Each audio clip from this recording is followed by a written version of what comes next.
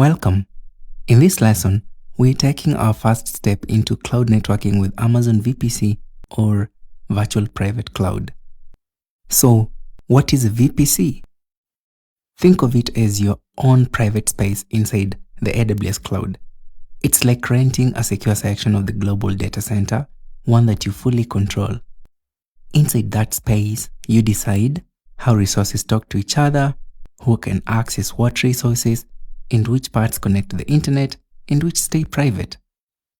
When you launch an EC2 instance or store data in a database, those resources live inside your VPC.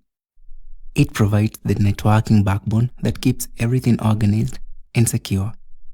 Now, why is a VPC important?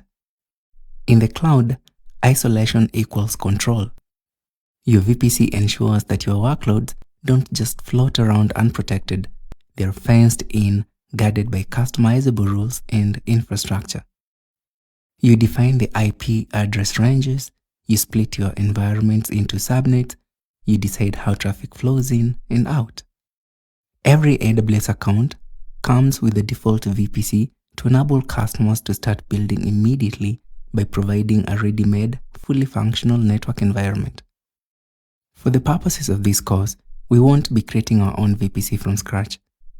Instead, we'll explore and evaluate the default VPC already provided by AWS, perfect for getting hands-on experience without extra setup.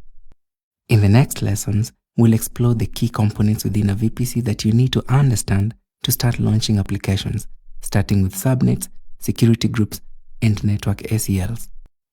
Thanks for watching, and I'll see you in the next one.